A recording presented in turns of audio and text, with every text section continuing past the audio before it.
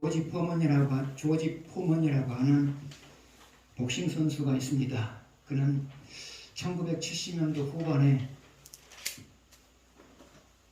헤비급 챔피언을 지냈습니다. 그런데 모하메드 알리하고 지미형에게 연달아 패배함으로 말미암아 1977년도에 복싱계를 떠났습니다. 그때 그의 나이가 29이었습니다. 그는 살아가면서 하나님을 많이 경험을 했습니다. 그래서 결국은 그가 목회자가 되었습니다. 목회자가 된 이후에 그는 청소년들에게 도움을 주기 위해서 청소년 센터를 건립했습니다. 그리고 가난한 사람들을 구제하기 위한 시설을 만들기도 했습니다.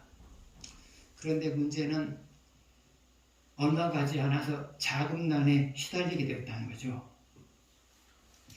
그래서 조지 포먼은 어떻게 하면 이 자금의 문제를 해결할 것인가를 고민하다가 링에 복귀하는 것을 생각하게 되었습니다.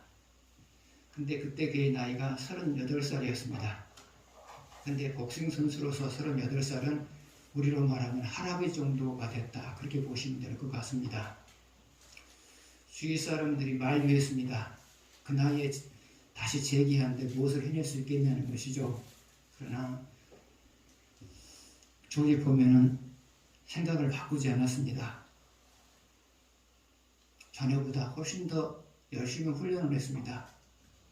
그리고 나서 46살이 됐을 때 세계 챔피언에 도전을 합니다. 그리고 챔피언이 됩니다. 근데 46살에 챔피언이 된다고 하는 것은, 세계 챔피언이 된다고 하는 것은 거의 기적에 가까운 일입니다. 조지 포먼이 46살에 세계 챔피언이 됐다고 하는 것 귀한 일입니다. 그런데 또 하나 귀한 일이 있습니다. 그가 남긴 말입니다. 복싱 선수는 링에서 넘어질 수 있다. 그리고 여러 번 넘어질 수도 있다. 이것은 복싱 선수에게는 당연한 일이기도 하다. 그런데 중요한 것은 넘어졌을 때 일어서는 사람은 챔피언이 되는 것이고 일어서지 못한 사람은 그것으로 끝나게 된다. 여러분도 인생을 살다 보면 넘어지는 순간이 있어요. 한 번만이 아니라 또 여러 번 넘어질 수도 있죠. 그런데 일어서는 사람은 만족할 만한 삶을 살아가는 것이고요.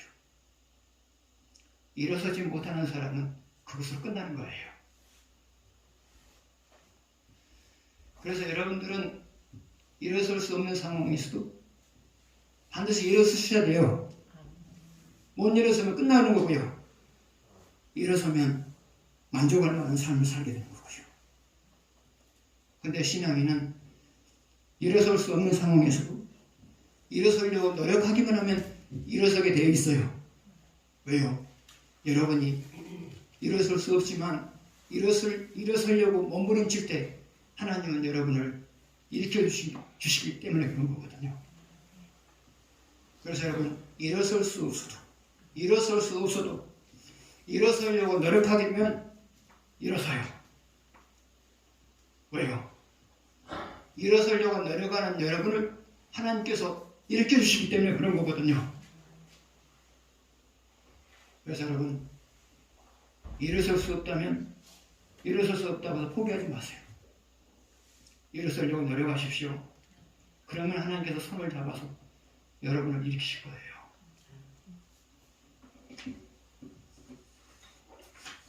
일절을 같이 보시겠습니다. 여호와께서 다스리시나니 땅은 즐거워하며 허다한 섬은 기뻐할지어다. 방금 읽은 말씀 중에서 땅과 허다한 섬이 가리키는 것은 무엇일까요?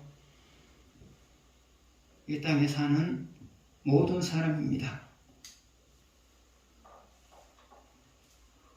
그러면 이 땅에 사는 모든 사람들이 기뻐해야 될 이유는 뭘까요? 그것은 하나님이 온 세상을 다스리고 있기 때문이에요. 그러면 하나님이 온 세상을 다스리는데 그것에 대해서 사람이 기뻐해야 될 이유는 뭘까요? 그것은 하나님이 온 세상을 다스리는 것은 우리에게 유익을 주시기 위해서 다스리기 때문에 그래요. 만약에 하나님이 우리에게 유익을 주시기 위해서 다스리지 않는다면 우리가 기뻐할 이유가 있을까요? 없어요. 그래서 하나님이 이 세상을 다스린 것에 대해서 사람이 기뻐하는 이유가 뭐냐? 하나님이 다스릴 목적, 모든 것을 다스릴 목적은 인간에게 유익을 주시기 위함이다. 그것 때문이에요. 그러면 하나님이 인간에게 유익을 주시기 위해서 다스리는 것들은 무엇일까요? 첫 번째로 자연이에요. 하나님은 자연을 다스려요. 다스리는 이유가 뭐냐? 인간에게 유익을 주시기 위해서 다스려요. 만약에 하나님 자연을 다스리지 않으면 어떻게 되느냐? 자연이 우리에게 해를 끼칠 수 있어요. 그래서 하나님은 우리에게 유익을 주시기 위해서 자연을 지금 다스리고 계세요. 두 번째로 하나님이 우리에게 유익을 주시기 위해서 다스리고 있는 것이 뭐냐? 그것은 인간이에요. 하나님이 인간을 다스리게 되면, 하나님이 우리에게 유익을 주시기 위해서 인간을 다스리게 되면 모든 인간은 우리를 돕는 자가 돼요.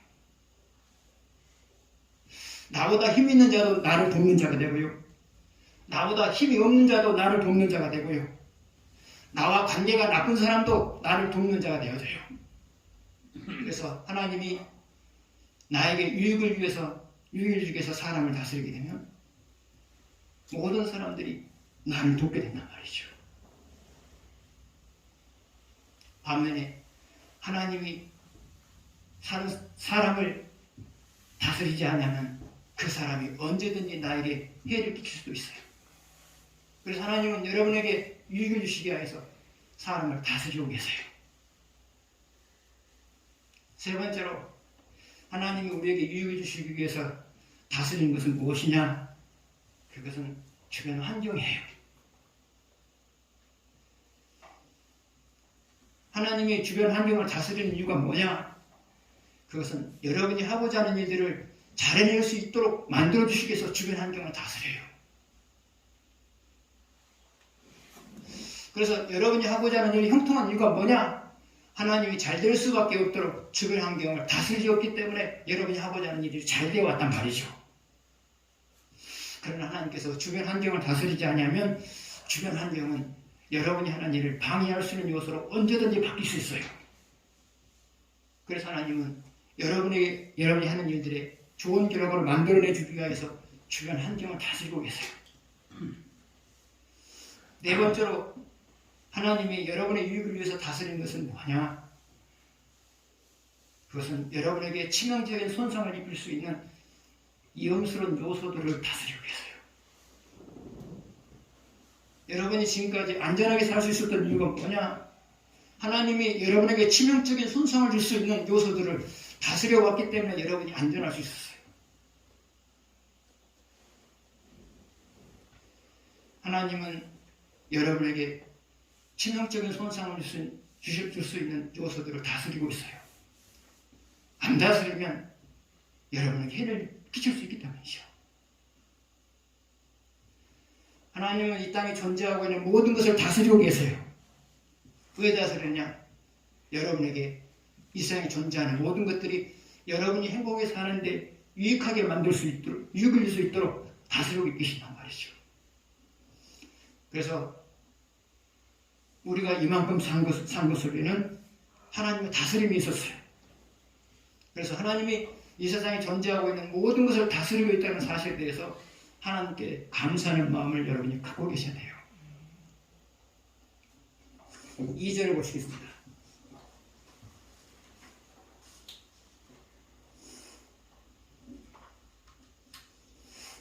같이 읽겠습니다. 구름과 흑암이 그를 둘렀고 의와 공평이 그의 보좌에 기초하다. 2절 앞부분을 보게 되면 구름과 흑암이 그를 둘렀고 그랬어요. 구름과 흑암이 그를 둘렀고 그랬어요. 여기서 그는 누구죠? 하나님이죠. 그러면 구름과 흑암이 하나님을 둘렀다고 하는 것은 무엇을 상징하느냐?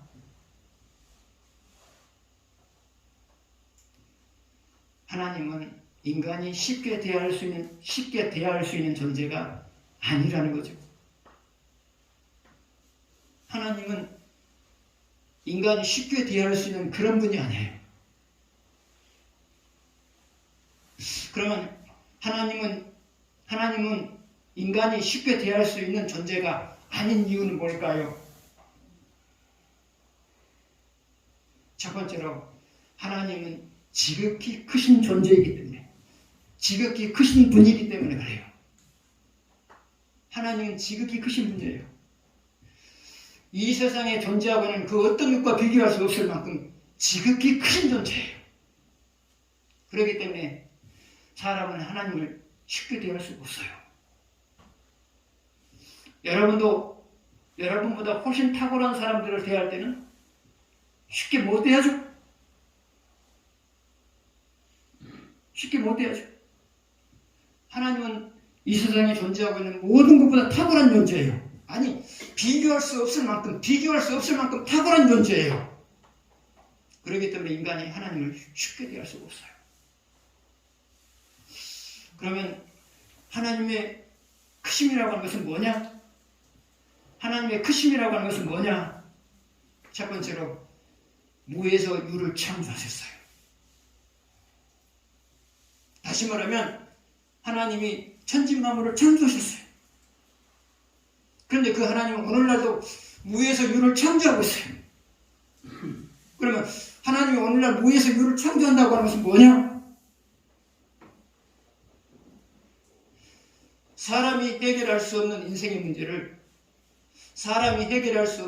문제를 하나님이 해결해 주세요. 다시 말하면, 좀 더 구체적으로 말하면, 사람이 해결할 가능성이 전혀 없는 고민거리를 하나님이 해결해 주세요. 두 번째로는 사람이 성취할 수 있는 가능성이 전혀 없는 그 일을 하나님께서 성취하게 만들어줘요. 이것이 바로 오늘날 하나님이 무에서 유를 창조하는 모습이에요. 하나님은 무에서 유를 창조해요. 그러나 인간은 유에서 유도 창조하기가 어려워요. 인간하고 하나님하고 능력 면에서 간격이 너무 커요. 그래서 우리는 하나님을 쉽게 대할 수 없어요. 쉽게 대해서 안 되고요. 두 번째로 하나님의 크심이라고 하는 것은 뭐냐?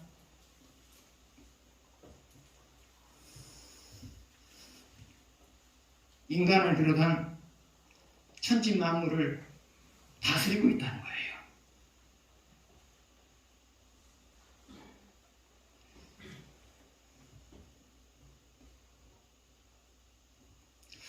그러면 하나님이 인간을 비롯한 천지 만물을 다스리는 이유가 뭐냐? 그것은 자기가 하고자 하는 일을 이루기 위해서예요. 그러면 하나님이 자기가 하고자 하는 것을 이루고자 하는 구체적인 행위들은 뭐냐? 자연을 다스려요. 국가를 다스려요. 단체를 다스려요. 기업을 다스려요. 개인을 다스려요. 그래서 자신이 다스려요. 다스리는 이유가 뭐냐?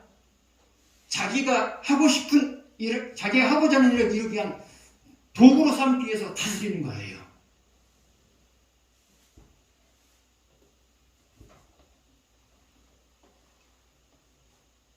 하나님은 이 땅에 존재하고 있는 모든 것들을 다스려요. 자기가 하고자 하는 일을 이루기 위해서 모든 것을 다스려요. 그런데 중요한 것은 하나님의 다스림에 대해서 누구도 거역하지 못해요.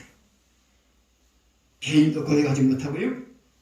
국가도 거해가지 못하고 그 누구도 거해가지 못해요. 자연도 거해가지 못해요. 왜 거해가지 못하느냐? 하나님이 이 땅에 존재하고 있는 모든 존재보다도 크기 때문에 거해가지 못하는 거예요. 세 번째로 하나님의 크심이라고 하는 것은 뭐냐? 그것은 하나님이 모든 존재의 운명을 결정한다는 거예요. 하나님은 국가의 운명을 결정해요. 기업의 운명을 결정해요. 그냥 놔두세요. 기업의 운명을 결정해요. 그리고 개인의 운명을 결정하세요. 그런데 하나님의 결정에 대해서 하나님은 운명을 결정하는 데 있어서 그 어떤 것에 영향을 받지 않아요. 그런 의미에서 하나님은 모든 존재보다 크신 존재예요.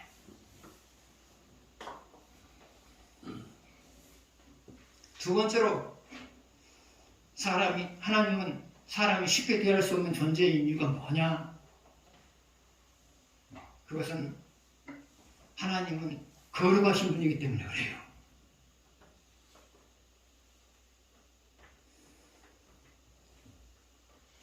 그러면 하나님이 거룩하다고 하는 것은 뭐죠?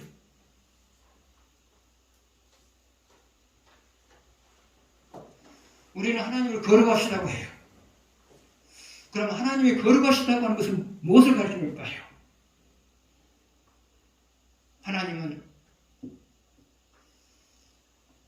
말씀을 근거로 생각하고 말씀을 근거로 말하고 말씀을 근거로 행동하신 분이시기 때문에 하나님은 거룩하다 그렇게 말하는 거예요. 그러면 여러분이 거룩하다고 하는 것은 무엇을 가리키는 걸까요? 받은 말씀을 근거로 생각하고 받은 말씀을 근거로 말하고 받은 말씀을 근거로 행동하는 것, 이것이 바로 여러분에게 있어서 거룩이에요. 여러분. 근데 문제는 뭐냐? 하나님은 온전히 거룩해요. 왜 온전히 거룩해요? 하나님은 모든 말씀을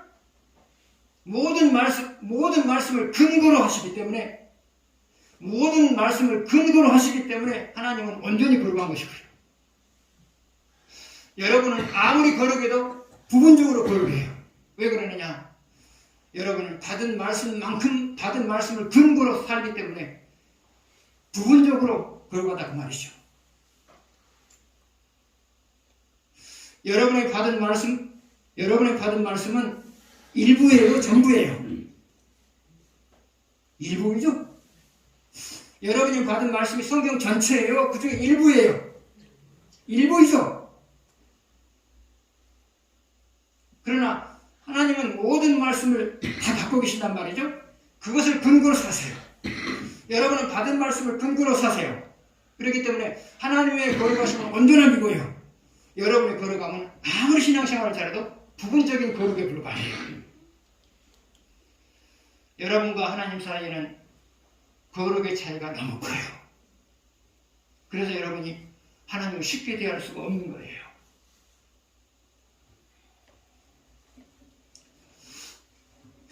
하나님은 지극히 크신 분이에요. 또 하나님은 지극히 거룩하신 분이에요. 그래서 불완전한 인간은 그리고 부분적으로만 거룩한 인간은 하나님을 대할 때마다 경외하는 마음으로 대하셔야 돼요. 경외하는 마음으로.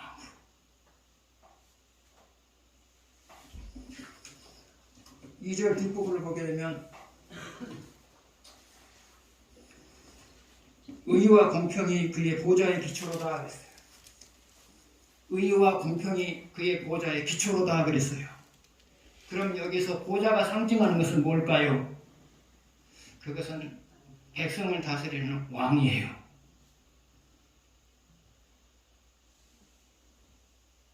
하나님은 자기 백성을 다스리는 왕이에요. 그러면 하나님은 무엇을 근거로 자기 백성을 다스리는 것일까요?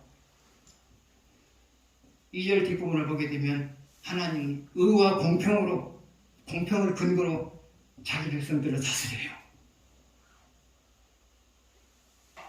그러면 하나님이 의와 공평으로 자기 백성을 다스린다고 하는 것은 무엇을 의미하느냐? 첫 번째로 의롭게 사는 자는 형통하게 만들어요. 의롭게 사는 자는 형통하게 만들어요. 두 번째로 의와 상관없이 살아가는 사람은 공고하게 만들어요. 세 번째로 하나님은 이 두 가지 원칙을 적용하되, 하나님은 이 두 가지 원칙을 모든 사람들에게 적용하되, 이 두 가지 원칙을 적용하되 모든 사람들에게 공평하게 적용한단 말이에요. 공평하게. 하나님은 그래요. 의롭게 사는 사람은 형통하게 만들어요. 의와 상관없이 사는 사람은 공고하게 만들어요. 공고하게 만들어요. 물론 의와 상관없이 살아가지고 권고했다 할지라도, 권고한 일을 만났다 할지라도 다시 돌이켜서 의롭게 살면 하나님께서 회복을 시켜주죠. 반드시 회복시켜주시죠. 그리고 하나님은 이 두 가지 원칙을 모두에게 동일하게 적용해요. 모든 사람에게 동일하게 적용해요. 이런 의미에서 하나님이 인간을 다스리는 근거는 의와 공평이다, 그 말이에요. 의롭게 살아가십시오. 그래서 여러분의 삶 속에 형통한 일이 계속되었으면 좋겠습니다. 3절 보시겠습니다. 같이 읽겠습니다. 불이 그의 앞에서 나와 사방의 대적들을 불사르시는도다.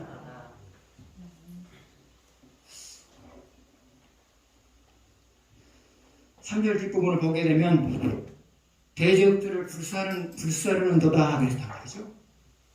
그럼 불사른다고 하는 것은 무엇을 가리킬까요? 그것은 대적들을 제압한다 그 말이죠. 제압한다 그 말이에요. 그러면 하나님의 대적들은 무엇일까요? 하나님은 자기의 대적들을 불사른다고 했거든요. 다시 말하면 하나님은 자기의 대적들을 제압한다고 했거든요. 그러면 하나님에게 있어서 이 대적은 누구일까요? 첫 번째로 말씀을 근거로 살아가지 않는 사람들이에요. 그러면 말씀을 근거로 살아가지 않는 사람이 하나님의 대적인 이유가 뭐냐? 첫 번째로 말씀을 근거로 살아가지 않는 사람들은 하나님이 싫어하는 짓을 하면서 살아가요. 하나님이 싫어하는 짓을 하면서 살아가요. 두 번째로 말씀을 근거로 살아가지 않는 사람들은 하나님이 싫어하는 법이나 제도를 만들어요. 예를 들면 오늘날 국회에서 동성애를 옹호하는 차별금지법을 만들려고 하잖아요. 그래서 그것은 그 사람들이 하나님의 말씀을 근거로 사는 사람들이 아니기 때문에 그런 악법을 만들려고 한단 말이죠. 세 번째로 말씀을 근거로 살아가지 않는 사람들이 하나님의 대적인 이유가 뭐냐? 말씀을 근거로 살아가지 않는 사람들은 결국 신실한 성도들을 핍박하는 자리에 서게 될 것이기 때문에 그래요.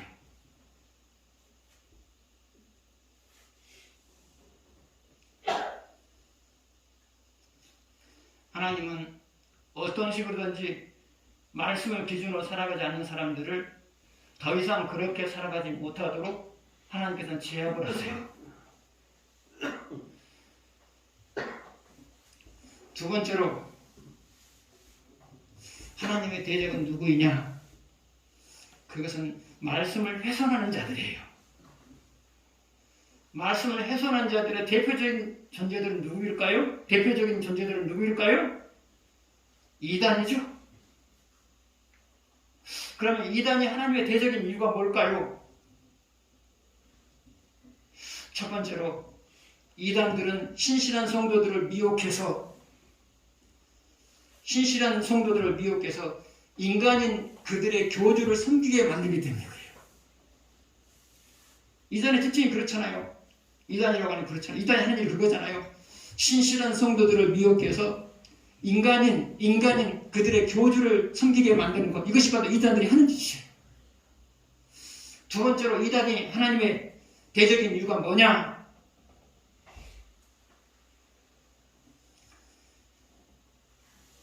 이단의 교주는 하나님의 앉아 있어야 될 자리에 그가 대신해서 앉아있기 때문이죠.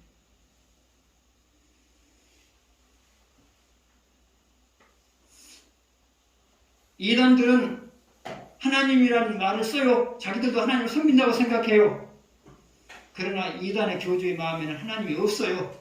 하나님 마음이 없어요. 왜요? 하나님이 마음이 없단 말이죠. 왜 없어요? 자기가 하나님인데요. 자기가 하나님인데요. 그래서 이단의 교주는 하나님이 앉아있어야 될 자리에 앉아있기 때문에 하나님의 대적이 되는 거예요. 세 번째로 하나님의 대적은 누구냐? 그것은 기독교를 말살하려고 하는 단체들이에요. 그러면 오늘날 기독교를 말살하려고 하는 세력들은 누구일까요? 첫 번째로는 안티그리스도인들이에요. 이들은 기회만 있으면 기독교를 공격해요. 그래서 우리 백성들로 하여금 기독교에 대해서 좋지 않은 감정을 만들게 만들어요. 이게 바로 안티기독교 세력이에요. 두 번째로는 공산주의자들이에요. 공산주의자들은 기독교를 말살하려고 해요. 왜 그러냐? 기독교와 공산주의 사상은 정반대거든요. 예를 든다면 이렇게 말할 수 있어요. 하나님은 스스로 계신 분이죠. 그런데 공산주의에서는 하나님을 어떻게 말하느냐?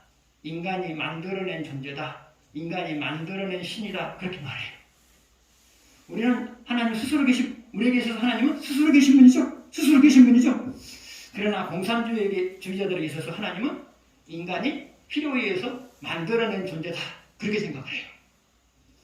이거 하나만 봐도 공산주의 사상하고 기독교 사상하고는 정반대예요. 그렇기 때문에 공산주의자들은 기독교인들을 남겨둘 수가 없어요. 그러나 하나님은 기독교를 말살하려고 하는 세력들을 가만 놔두질 않아요. 기독교를 말살했던 구스레는 70년 만에 망해버렸잖아요. 하나님 가만 놔두잖아요. 하나님은 자기 세력들을 어떤 식으로든 제압하세요. 그런데 하나님에게 있어서 또 하나의 대적이 있어요. 그러면 그 대적은 누구냐? 무엇이냐? 그것은 여러분을 괴롭히는 인생의 문제예요.